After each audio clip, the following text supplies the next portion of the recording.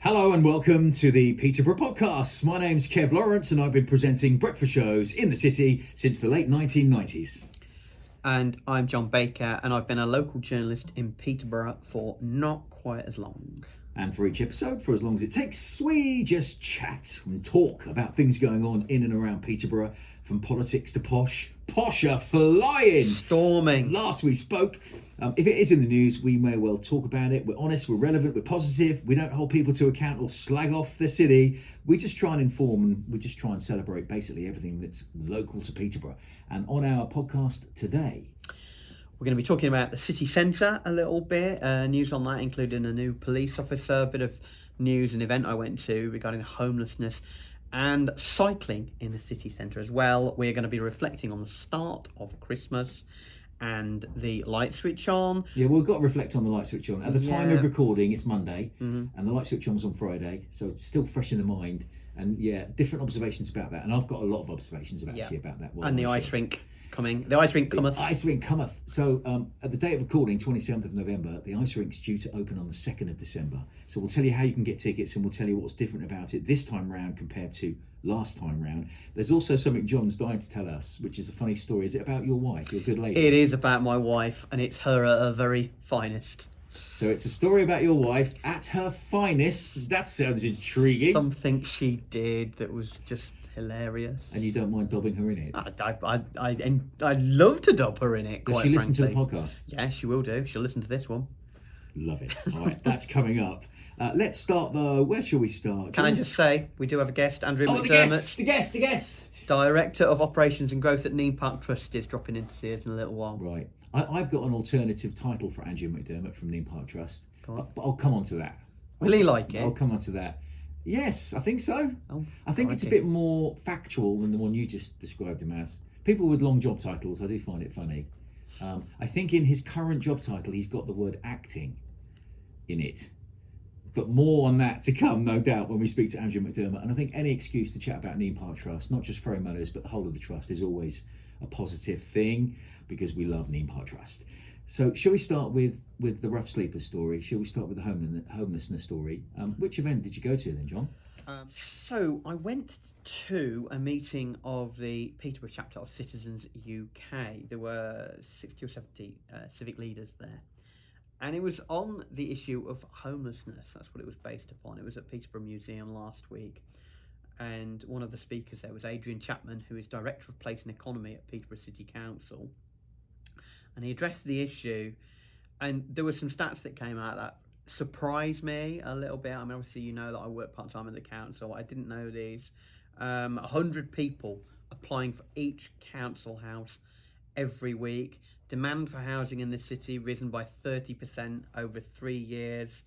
It really, was amazing.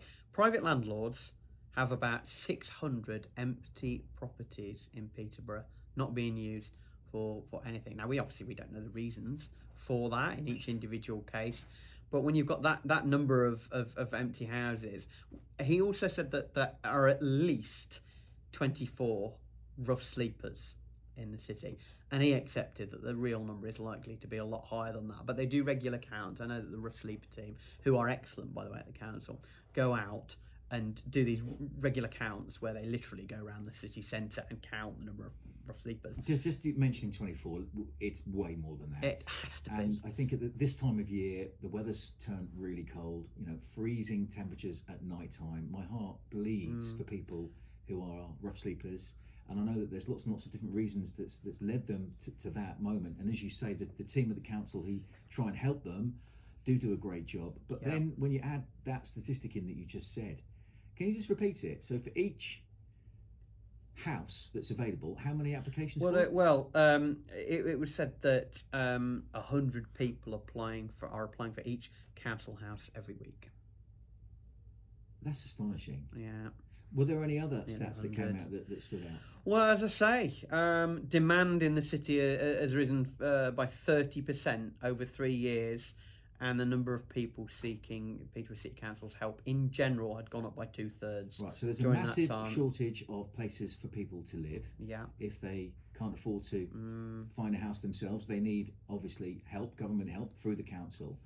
what's to be done about it then? Oh. We just need to build more homes, right? Yeah, that's what it comes down to. And part of the Citizens UK meeting, if you like, was discussing that.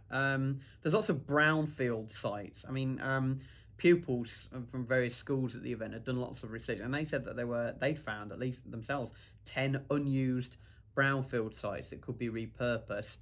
And Adrian Chapman said that will be incorporated into the council's housing strategy in the future.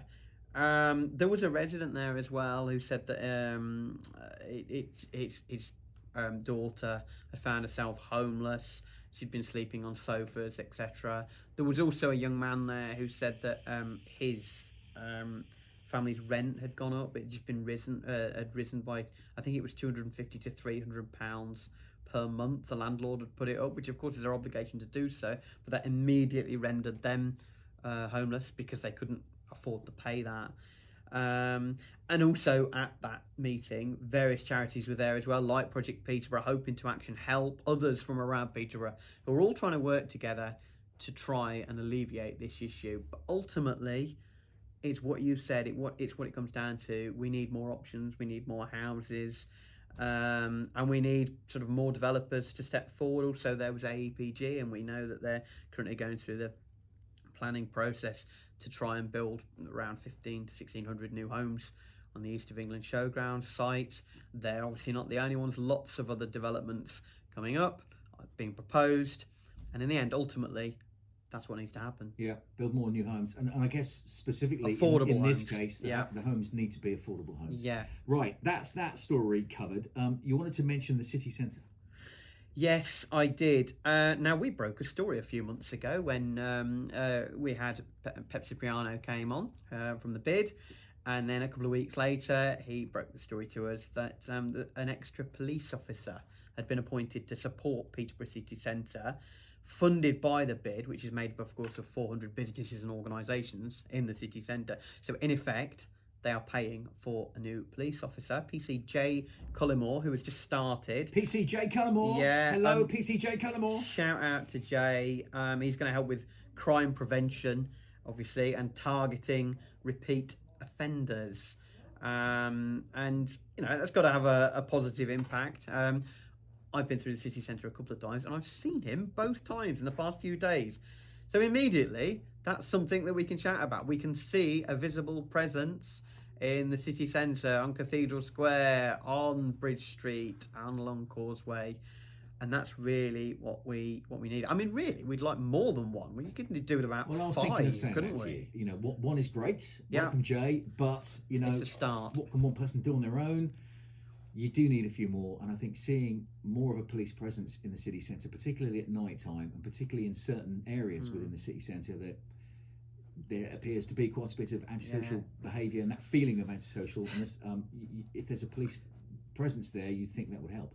Yeah, you would. Something that's brought up on the BBC story about it. Paul Maraji of Nero Fashion, which is very well known, I'm sure, to most people listening to this. That's the clothes store that loves to play music. The Beatles, quite often. I've been past there. There's always a loud track. Yeah. I don't. I'm not going to lie, it puts me off going in there. It's so loud. Well, you know, I mean, what puts me off going in there is that I'm totally unfashionable. But and other than that, you can't afford to buy. I can't afford to buy good Armani clothing. suits. And look at the size of me. Do they do 25-inch inside leg? I don't think so. However, what he said was, and this is very true, talking about PC Cullimore, what we don't want is him being inundated with shoplifting concerns from Queensgate. Now, we've mentioned before, we've spoken about shoplifting before, and it happens, shoplifting, stealing. That is an issue in and of itself. You just mentioned the antisocial behaviour. You walk through Peterborough City Centre late at night, there is undoubtedly issues, I would say, at times. Like I said, you could do 3 or 4 officers, couldn't you? I mean, how do we fund these things? Whenever we say about police officers, who's going to pay from them? Who's going to pay for them? Where are they being funded from then? Yeah, but they always say as well, the numbers are going up. Actually, we've got more officers, but they're engaged a lot of the time with things like cybercrime, which is a massive thing now. Obviously, that's exploded over the last few years with the advent of the internet, the World Wide Web. You still need bobbies on the beat. Well, you do, and it especially in a city centre. It gives people, you know, a cybercrime officer is not going to deal with a burglary, No. a smashed window, graffiti, things like that. We need more. We need more Cullimores, and we will be happier. And I think it will just give people peace of mind. I mean, look, unfortunately, after COVID, there's still a lot of people who have never returned to the city centre, and they still see it as dirty, and they still see it as antisocial. So this is not going to help immediately, but maybe over the next few months, maybe we'll get more, and maybe that's the route forward for the city. Fingers crossed. Can we mention paving on Broadway quickly and Bridge Street cycling quickly? Yeah, I just wanted to. Paving on Broadway is one of my little bugbears because it's I don't want this podcast to be mega negative. It's not negative. It's feeling like it is. Merry Christmas. Merry Christmas. Yeah, well, we're going to get onto the positive stuff. But you said earlier on that, we report on all sorts of things in the city centre. So what's your bugbear about paving on Broadway? My bugbear on Broadway is paving. Your bugbear on paving on Broadway? Yeah, particularly opposite the library. It's terrible. Have you seen what it's like? No. With the amount of...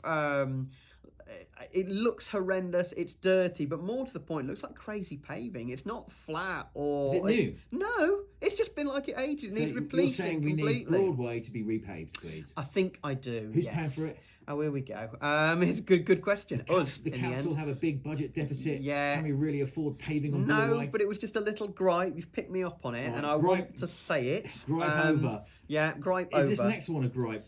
Bridge Street cycling. Well, I don't know. It's whether you want to gripe about cycling. I want to be positive about it. It's interesting that our new council leader, Councillor Mohammed Farouk, has said that as part of a report from the council's cycling and walking finish group, they are looking at cycling along Bridge Street so that they can find a solution that works for cyclists and pedestrians. We know that often cyclists fly down there. They should not be doing it because between the hours of, I think it's 8 in the morning and 6 p.m. or 8 and 9 in the morning and 6 p.m. you're not allowed to do it. And our council enforcement officers should be stopping people from doing it, but they still do it. So I wonder what there will be. He said that Task and Finish Group is looking at the potential for Bridge Street to become a cycling route, but they want to make sure it's properly considered. There'll also be a focus on removing obstacles to cyclists like staggered barriers and traffic signals as well, which give priority to motor vehicles over cycles. So I have to get off my bike every time I go through St Peter's Arcade. Walk along gently through. Yeah, with my new bike that I bought to get fit, which isn't working. A few weeks ago, I actually saw 2 young boys on their bikes. Yeah. Inside Queensgate. Oh dear. And it was interesting. I mean, clearly, what? Yeah. And there was these 2 security guards doing their darndest to try and catch up with these boys. They couldn't because they were on foot. The boys were on their bikes, and they were literally not funny. pegging it down past O2, top level of Queensgate. Oh, they're on the top. Yeah. And down the escalator. And then they went down the escalator near where that new coffee place is, Black Bean Coffee, whatever it's called. No, it's Black Sheep Coffee, I believe. Down that escalator, and then they ended up and we were shopping, and then a few minutes later we ended up in Westgate Arcade, and again these 2 guys on their cyclists, they were about 13, 14. That is ridiculous. I don't know whether they ended up getting caught. Anyway, that's an aside. I think, Councillor Mohammed Farouk looking into this. Yeah, him and the group. Yeah, him and the group. If it sees more people being able to stay on their bike for longer safely, then why not? Yeah, and if it encourages people to cycle as well rather than drive or whatever. Me and my daughter jogged through Queensgate the other day. My daughter and I. My daughter and I. Oh, you did it as well? No, you don't say me and my daughter. You say my daughter and I. I didn't know where the sentence was going at the start. That's why it sort of became grammatically... So, carry on. My daughter and I, what? Eliza and I jogged through Queensgate not so long ago as part of our practice for the Great Eastern Run. Am I allowed to do that? Just for a minute, I thought the Great Eastern Run had changed their route completely. Oh, how good would it be? And you're going to go through Queensgate. Through Queensgate, yeah. 150 laps of Queensgate. How good would that be? Yeah. Shall we just move on to your story about your wife? Come on, let's get this out. Because we've still got our guest to come, Andrew MacDermott. Yeah. We've still got a conversation about the Peterborough Christmas light switch on and the ice rink. But what did your wife do? So it is to do with the light switch on a little bit. She's had this coat, warm winter coat, for a while, and it's got a hole in one of its pockets. And, it's been really annoying her for a while, and bits and pieces have been dropping through. So Friday night, after we'd got back from the light switch on, she resolved to fix it. So she sat there for about half an hour or so, I don't know how long it was, stitching up this pocket in her coat. With a sewing machine or with a needle and thread? No, it's needle and thread. She's very thread. diligent. She's got her TV programmes on. Excellent. I mean, I'm just really proud of her. So this morning, she Please puts on don't tell me she sewed the pocket up so she couldn't get anything in it. No, she can put things in it. Yeah? Yeah, it's worse than that. This morning she got ready for work and she thought, what's that? There's a lump in her pocket. What's that? Right, really low down, below the pocket, below where she'd stitched it. Went to the light switch on, and her and Eliza got a McDonald's on Friday night, and she'd put her dip, a sweet chili dip, into her pocket, which had fallen through. It's going. And then she stitched it up without realising it. So she has a sweet chili dip stitched into her coat at the moment. Which she can't currently get Which she can't get through because she stitched it up. Love it's absolutely brilliant. I mean, it's so her. I love her so much. But things like that. Look at you throwing in the "I love her so much" right at the end. Before. You're humiliating her on the podcast. Oh, we've all done silly things, haven't we? But it's it's one of those things. And if she needs it now at some point, let's say she's got I don't know, something else, some chicken dippers or something, she might just remember. I know, just rip my way through my pocket and I can grab hold of it. Late at night, bag of chips, no sauce left. Yeah. I remember. I've got a secret reserve. Let's unstitch my sewing and she put it in and get She put it on chili Facebook, dip. but she forgot to actually mention what she just said she'd let a McDonald's into her pocket, so it looked like she'd got like a burger festering away at the bottom of her coat. So I had to jump in and just sort that out for her. But yeah, it's my Emma. I love her. The Peterborough Christmas Light Switch On event. This was hosted by us at PCRFM. Myself and Keith Dalton were the compares on the stage, and it was just an evening that I just felt landed really, really well. I mean, I say that, John, you were there watching. Do you think it landed well? I mean, Cathedral Square was packed. People seemed happy and lots of smiling faces. Yeah, it was brilliant, as it always is under your stewardship, Kevin. It's easy for you to say. Yeah, I know. It went all a bit... Stewardship. I know, that'll teach me for big words, won't it? It was great. It was busy. The entertainment, no rain. The entertainment was well organised. Big shout out to Claire Todd who did that. There was a local singer, Gary Lee Ward. There was a band, Citizen Smith.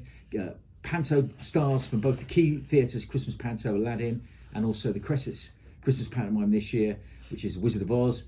All of the cast were great. There was dancing and singing, happiness. There was a few Christmas tunes. Cheryl Ferguson came home, talked about how Wasn't much she good? Peterborough was at home, absolutely brilliant, and talking about going to school at Britton Gate and all of that stuff. And now she's performing at the Cresset Theatre in Britain. Yeah. And of course, on EastEnders, her character was so loved, Heather, and she talks about her character and how relatable it was to everybody there. They were singing princesses and pretty much every Disney character you could think of, and including Prince Charming and Cinderella and Elsa and Belle and all of them. I thought it landed great. There were one or two gripes afterwards. People were saying that the decorations and the lights around the city centre could have been better. I mean, that's an easy, I guess, target. But there are lots of new lights, do you know? No, I'm not sure about that. It didn't look that much different to normally. I thought they looked fine. Christmas tree looked brilliant. Yeah, it did. I just think that, I don't know how much money there is to spend on lights, but the more you can spend on the lights in the city centre, the better. I mean, it's a city centre Christmas light switch on. I think there needs to be a wow. Remember the ones that went over the top of Cathedral Square a few years ago? They were like the net that went over the top. Yeah, I mean, wasn't it? I like that. Why can't we have that again? I do know the reasons. I think there were some safety concerns about things potentially dropping off. Not that anything did, but I think that's what it was down to. Yeah, okay. Well, Christmas lights, thumbs up. We're going to talk about the ice rink in a few minutes, which is coming. But now, delighted to say we're joined by our guest, Andrew MacDermott from Nene Park Trust. Good morning, Andrew. And from Nene Park Trust. Hi, Kev. How you doing? Hi, John. Good. We're both well. We were talking earlier about your job title. What did you say it was, John? Oh, you've caught me out there. I have it as Director of Operations and Growth at Nene Park Trust. See, and I have it as Acting Chief Executive. So which is it? I am both. Yay! And the Director of Operations and Growth is good because the acronym of that is DOG. So, Is it really? so people call it, the top dog. Let's speak to the dog. The D-O-double-G, no, D-double-O-G. Snoop Dogg. And then, I've been acting chief exec this year since January, but I hopefully, so Matthew, our chief executive, who you'll know has been off on a bit of sick leave this year, but he's coming back now. And hopefully by January he'll be back in his full role, and I will be able to be our Director of Operational Growth. Well, for now, as your acting chief executive, what does that stand for? ACE. ACE. Ace. So that's pretty Ace. good. Ace dog. Yeah, Ace I don't know. dog. Dog Ace Ace. Ventura. There's Yeah. definitely some bizarre acronyms going on. Now, at the time of recording, we're approaching the opening of the Winter Festival, so I guess that's a good place to start. Tell us about it. Yeah. Yeah. Looks so- amazing. Well, I've literally, I've pretty much just come from there really, and it's setting up. Santa's elves have appeared en masse and are setting up all the stuff for the Winter Festival. Those little tinkers, eh? I'll be there on Friday. I think we're cutting the ribbon at 4:00 on Friday. And actually, just after being there, I popped into our office and I was talking to Charles, who's one of the team, looking at ticket sales, which are amazing. So it's looking really Are they busy really? as I was well. gonna ask about the It's ticket really sales. picked up this weekend, which is amazing. Because last year you went for the ice rink, We did, and there was yeah. very much a festive feel, but no ice rink this year. Different things. So let's maybe walk through them. You've got us. Let's read this. A moving magical cinema. What does moving cinema mean? So, well, the moving cinema is the fact that this cinema tours the country. Oh, it's not and going to be is moving as around. you're there. Well, there's quite a lot of moving stuff within the Winter Festival, but the cinema itself It's is static static. cinema. It's there. It will appear. I think it's arriving on Thursday, and it will be there for the duration. And it's showing the snowman. It is showing the all-time classic, one of my favourites. the Yeah, Snowman. takes me back to when I was a little boy. So let's all sing "We're Walking on the Air" on the count of three. No, it's not. What's your favourite, the snowman or the snow dog? Have you... Oh, the snowman. Yeah. Classic. My little girl has a snowman/snow dog stocking. So it's got the snowman and then a little Aw. sort of pocket with the snow dog. I like that. Yeah. Yeah. Right. Back to the Winter Festival. Move on. Thank you, John. So Thanks for that little anecdote. aside, Andrew, from the snowman in this magical cinema, the lit willow light trail sounds very appealing. Yeah, it Tell looks us about amazing that. as well. So we've got this range of sort of festive willow structures and sculptures, would probably be a better word, that have been created. And then we've got all sorts of clever and interesting lighting and some cool projection stuff onto the nearby Lakeside building as well. So we're trying stuff out. We're giving it a go. But we're equally working with some extremely talented partners who are providing some of the lighting stuff, so it's going to be pretty special. But yeah, so the willow sculptures are all sorts of festive animals and creatures and things that you might imagine. Nice. So Yeah. pretty cool. So that's the cinema, the trail, if you like. Yeah. On top of that, you're sort of layering in experiences like live dance performances. Yeah. Poetry, and I'm reading from a press release here, unexpected moments in your enchanted forest. Ooh. Well, if you follow our Instagram, you might have seen there's been some little snippets from some of the poets who've created these special poems just for this Christmas festival, which is really good. And you can also see some little bits from the Eastern School of Performing Arts, who are doing the sort of the festive sort of live theatre stuff within there as well. So they give some little sneak previews as to what that will be. I'm still not completely sure until I see it in real life. So it's going to be quite interesting.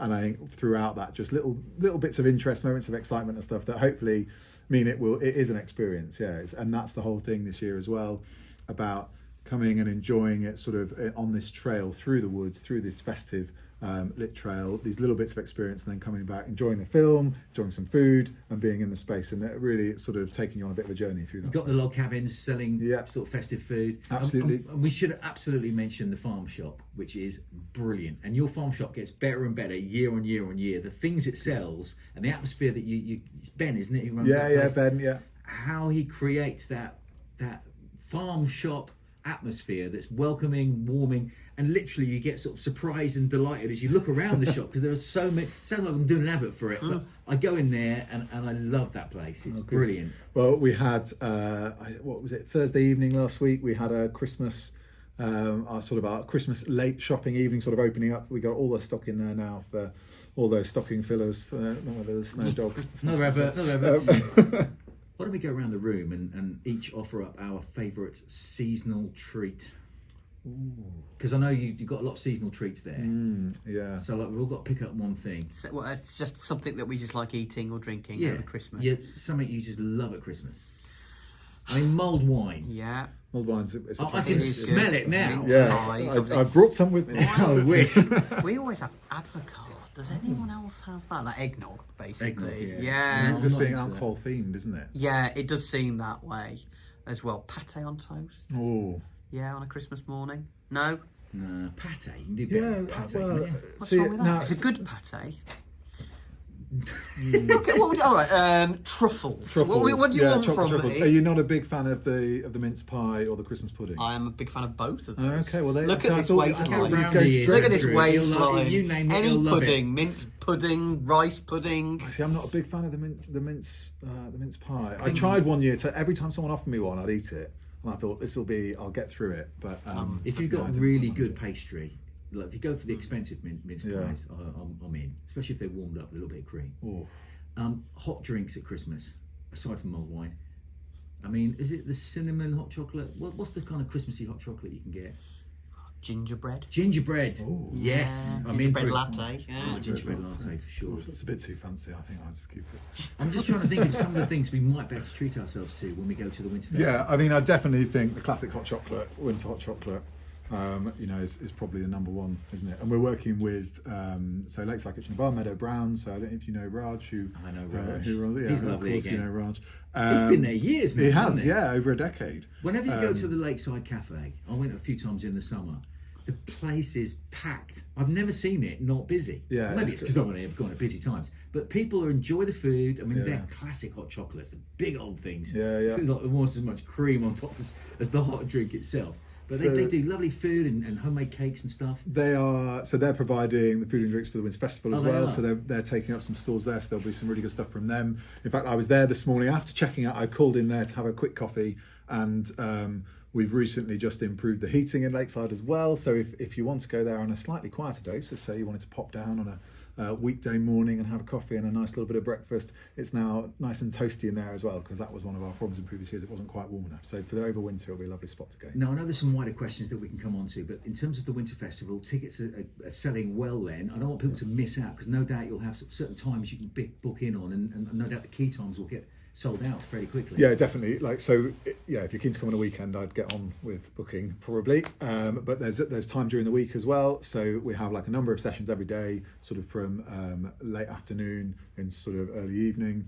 And yeah, some of them are starting to fill up now. So yeah, I'll get moving on. But there's still space during the week to come and join us. But you do need to book and get a ticket beforehand. How much does it cost to come in It's £9.50.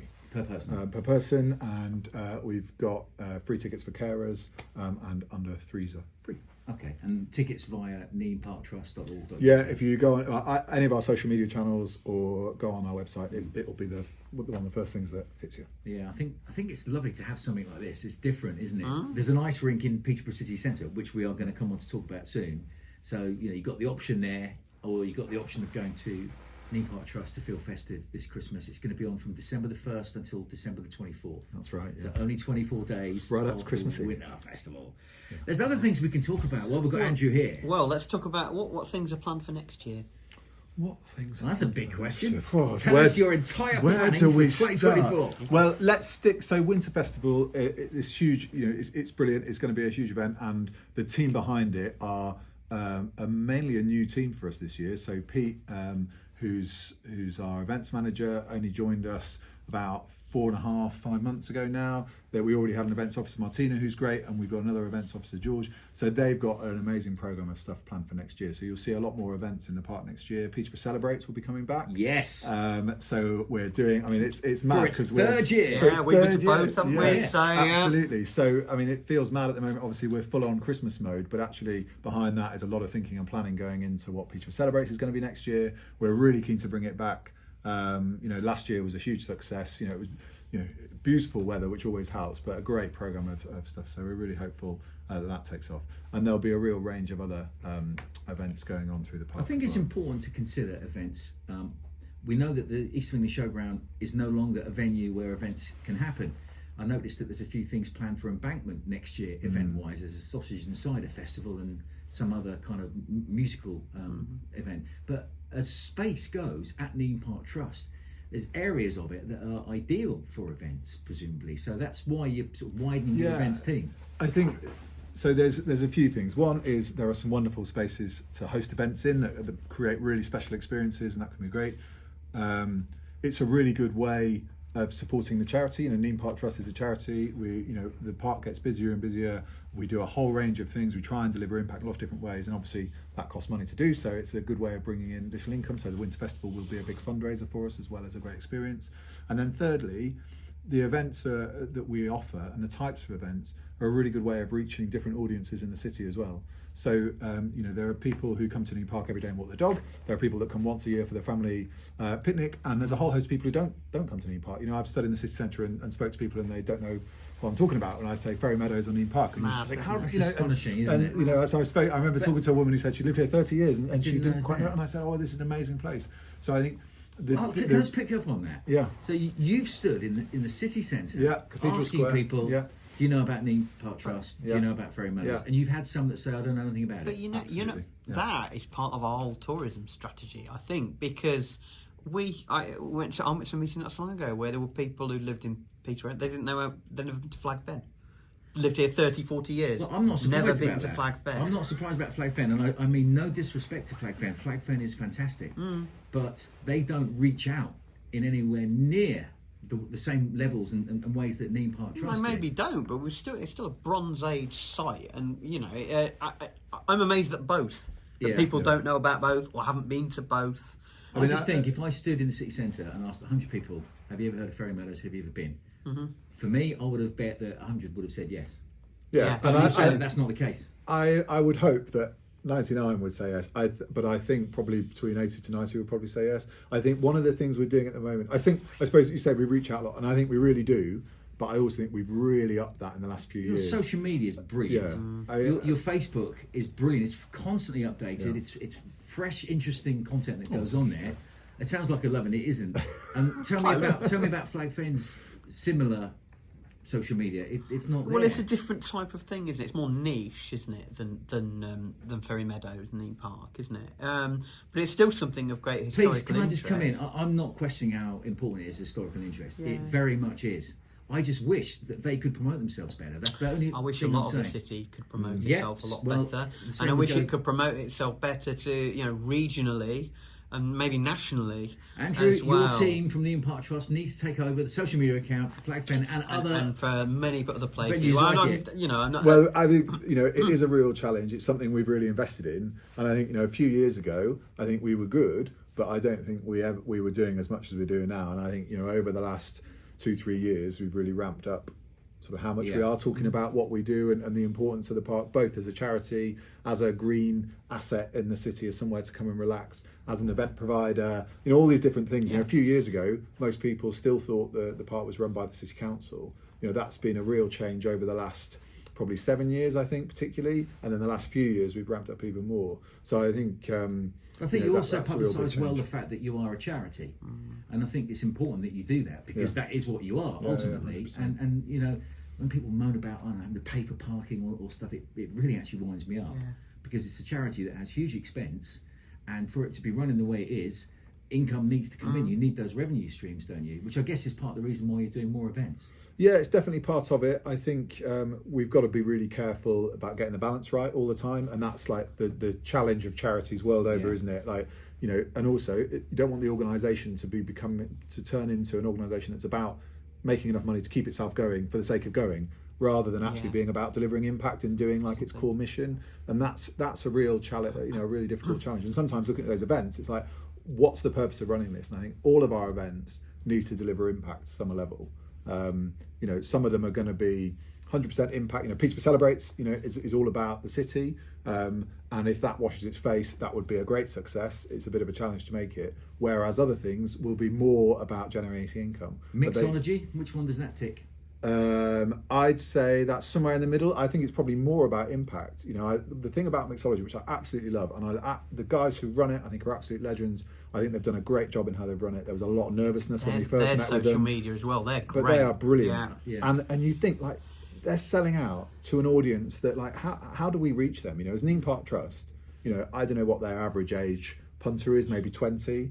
You know, what do Nene Park Trust do for audiences of 18 to 25? Like, you know, I hope we do a bit. You know, maybe we've got some good amount of park runners or whatever. But actually, you know, sitting in the cafe this morning at Lakeside, there wasn't a huge number of people who probably went to mixology, sat there enjoying it on a rainy day. But on that weekend, you know, 2,000 people there, having the times of their life, creating memories, having a really special time, listening to some of the best dance music artists in the country. Like, for me, that's a great achievement from an impact point of view, as well as generating. Was there any damage in terms of, I don't know, impact to the areas where they were? Because I think people would have a concern about that, wouldn't they? Bringing a rave into a... Remember being at a parish council, Waterville Parish Council, where it was brought up that, and concerns about litter, noise to local residents, etc., etc. Yeah. How much of that did you have to sort of bear in mind? It's a big tension, and it was something we were, you know, nervous about at the start. But I think what mixology particularly have demonstrated is their ability to run a really tight, really slick event where they look after it really well. And I think the beauty of the Orton Staunch and under the Nene flyover down at Thorpe Meadows is that it's a brilliant space to host those types of events in, because it is really resilient. I think we've got a little bit to do from the last event where they had a big top and they used under the parkway to make sure we get the noise levels absolutely right, because there was a little bit of disruption there, but still nothing major. And so no major complaints about noise and no major complaints about litter post-event? No, nothing about litter ever. Which we had a team to clear up, didn't demonstrates you? how well, you know, how well they've managed that. We've got some people who had some concerns about the noise. The guys responsible for the event do noise monitoring all around, as they have to do with their license, and it has been below the levels that it should be, but that doesn't make any difference in terms of, for some people, it does disturb them. And I think that's always one of the challenges with the park and with some of the things we're doing, is that it is a bit contested. You know, what you think that should be happening in the park might be different to what I think, would be different to what you think, John. And like, that's our challenge, to always balance that, trying to deliver impact for the city, trying to make sure it's sustainable for the long term, and trying not to upset too many people along the way, I suppose. You mentioned the core missions that Nene Park Trust have. Could you clarify what they are? So we are a charity that's around improving the quality of life for the people of Peterborough. There's a few sort of subsections of that. The first one is about recreation, and I think that's the really important one to remember and come back to, because you know, protecting and improving parkland assets is another part of that, but recreation sits above it. And so we don't explicitly have something in our object about being a biodiversity charity. You know, we're not like a wildlife trust, although that's really important to a lot of us and to a lot of the team, and obviously to a lot of our visitors. And it's a really important part of the quality of life, you know, element. There's lots of research around about the benefits for physical and mental health of being in a green space, being out in nature. And so clearly making sure we've got a good environment helps us deliver that impact on people. But coming back to recreation as one of our key points of improving that quality of life is really important.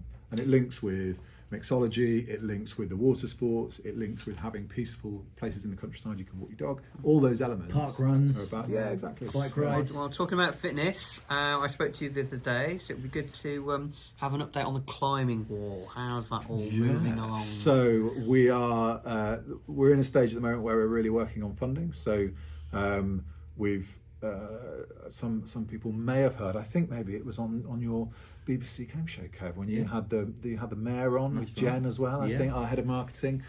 So the mayor has been very supportive of the project for a number of years. We just now need him to be a little bit more supportive and help us get across the line. Get your hand in your pocket and pull out some cash, please. Do you think there's a very strong case for Peterborough needing a climbing wall of this size, of this nature? Yeah, I think it's been really interesting. You know, I've been working on this project for 5 years now, probably. Because it was mentioned like that. for the first time. That was a long spicy time old ago. planning meeting.